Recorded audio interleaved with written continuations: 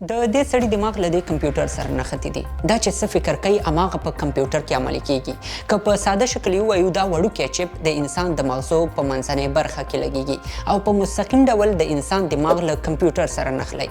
او کله چې دا دواړه ونښلول شول بیا نو انسان بغیر له کوم حرکته خپل کمپیوټر او موبایل له دماغو کنټرولولی شي.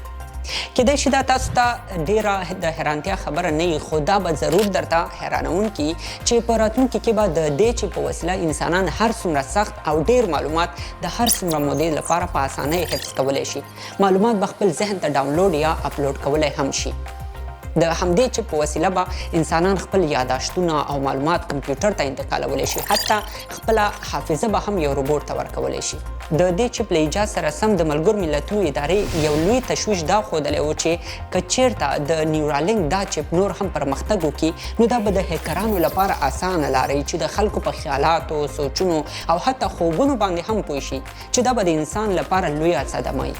خو د نیورالینک دا چپ اصلا دی څه شی؟ اول د انساني ژوند په تاریخ کې د یو انقلابي ایجاد په نظر ورته کتل کیږي. راځئ نن په دې ویډیو کې ټول اړخونه وڅېړو او ځان په دې پوه کړو چې دا شی ولې مهم دی. What Neuralink is and what the goal of it is. We put a chip in your brain to control your mind. Yeah. دا د نیورالینک کمپنۍ لخوا د بی سی آی یا برین کمپیوټر انټرفیس په نوم جوړ شوی سیستم دی چې له مخې یو چپ د انسان په سر کې ایښودل کیږي او له همدې لارې دماغ له کمپیوټر سره وصليږي. په اصل کې بی سی آی یوه داسې ټکنالوژي ده چې زموږ په دماغو کې جوړیدونکي سیګنالونه رانیسي، په هغې ځان پوه کوي او بیا هغه د کمپیوټر په ژبه یا باینري کوډونو باندې ترجمه کوي. مثلا موږ په کمپیوټر کې یو گیم کوو او دا گیم له کیبورډ او ماوس نه په استفادې کوو، خو اوس د دې ټکنالوژۍ په وسیله کیبورډ او ماوس ته ضرورت نه پیښیږي. که یو چا دا چپ لګولی د خپل ذهن له لارې په کمپیوټر کې گیم کولی شي. په دماغو کې چې کوم تصور کوي یا حرکات کوي هماغه په کمپیوټر کې ترسره کیږي.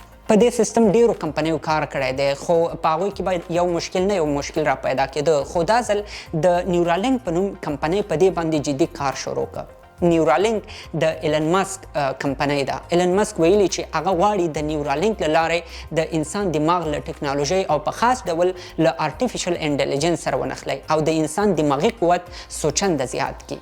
په اصل کې دا فکر د هغو ناروغانو لپاره پیدا شوی دی چې وجود یې فلج شوی او یا لاسونه او یا پښې حرکات نه کوي، نو هغوی په اسانۍ سره له همدې لارې له دماغو کار اخیستلی شي او په کمپیوټر کې ټول کارونه هغسې کولی شي څنګه چې یو عادي انسان کوي. د نیورالینک چپ په تیرو څو کلونو کې له 1500 نه په ډیرو بیزوګانو باندې تجربه شوی دی. په 2021 کال کې په یو بیزو باندې تجربه وشوه. د بیزو ته په دماغو کې دا چپ ولګول شو او د تجربې په خاطر هغه ته په کمپیوټر کې د گیم کولو چل ورزده کړ. بیزو د یو څه وخت لپاره د ریموټ له لارې په کمپیوټر کې گیم وکړ. لږه شیبه وروسته یې ریموټ پې بند کړ، خو بیزو د مغزو له لارې د گیم کولو ته دوام ورکړ او دا اوله تجربه وه چې کامیابه شوه. له دې وروسته د 2024 کال په جنورۍ کې ایلن ماسک اعلان وکړ چې دوی د لومړي ځل لپاره د انسان په دماغو کې د نیورالینک چپ په لګولو کې کامیابه شوي دي. دا چپ د نولاند ابراو په سر کې ولګول شو. نولاند په 20 کلنۍ کې د اوبو په منځ کې په یو سخت څیز لګېدلی و او هلته د څه وخت لپاره نښتې هم و، خو چې کله وژغورل شو له سر لاندې ټول وجود یې فلج و. هغه ډیر کلونه همداسې په نورو تکیه پاتې شو، خو د نیورالینک چپ له لګولو وروسته اوس کولی شي چې له لاس او پښو بغیر خپل کمپیوټر کې کار وکړي، گیم وکړي او نور مهم کارونه هم پکې ترسره کولی شي. هغه په کمپیوټر کې سندره لګولی شي، اواز هم ورکولی شي او دا ټول کارونه د لاسونو په ځای په دماغو کوي. مخکې له دې چې کمپیوټر سره د دې چپ د نښلولو په طریقه پوه شو، راځئ اول ځان په دې پوه کړو چې زموږ دماغ څنګه کار کوي. د مغزو مخکینۍ برخه زموږ طبیعت، موډ او د احساساتو پروسه مخته وړي. شاتنۍ برخه معلومات ثبتوي او د شیانو په پیژندلو کې کومک کوي او منځنۍ برخه یې ټول وجود ته راپور رسوي. په اصل کې زموږ په دماغو کې له 20 میلیارډو ډېرې حجرې د نیورون په نوم موجودې دي. د نیورونونو وظیفه دا ده چې زموږ ټول وجود ته معلومات ورسوي. نیورونونه له 3 برخو جوړ شوي دي. اول ته یې ډنټریټک آربر وایي، دویم ته یې سیل باډي وایي او دریم ته یې اکسن وایي. دا نیورونونه له یو بل سره تر نښلېدو وروسته په یو لوی شبکې بدلیږي. نورونونه معلومات راخلي او د کیمیکلي سیګنل په وسیله یې د وجود نورو برخو ته رسوي.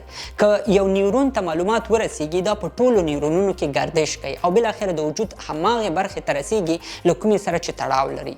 د یو شي په اړه فکر کول، حرکت کول، پلان نیول، د یو څه اورېدل ټول په همدې الکترونیکي سیګنالونو کې ثبتیږي. که تاسو وږي یاستئ د همدې نیورونونو په وسیله له یو نه بل ته سیګنالونه لیږدول کیږي او بالاخره تاسو پوهیږئ چې لوږې نیولي یاستئ.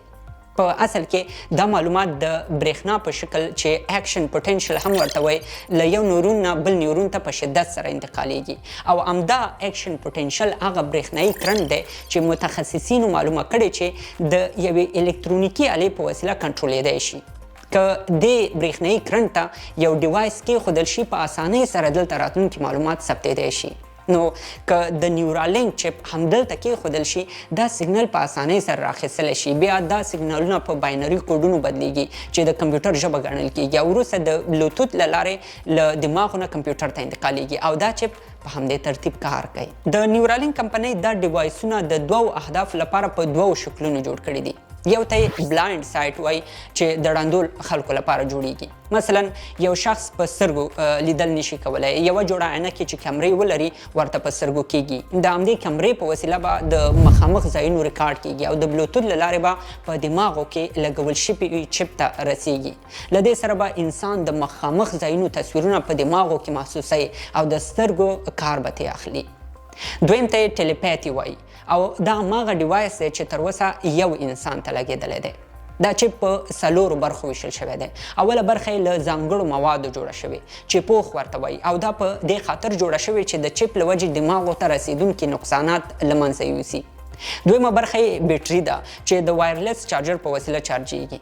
دریمه برخه یې چپ دی او څلورمه برخه یې د چپ او دماغو نښلونکي تارونه دي. په ټول چپ کې له 300 نه هم ډېر برېښنایي تارونه او الکترونیکي وسایل په ځای شوي دي. د دې چپ د ایښودلو اوله مرحله انسان مخ ته وړي او دویمه مرحله د ماشیني روبوټ په وسیله کیږي. مثلا اول د انسان په سر کې هغه ساحه باید معلومه شي چې کوم ځای کې دا چپ لګیږي. کله چې ساحه معلومه شوه د یو لاسي ساعت په اندازه باید دا ساحه وشکول شي.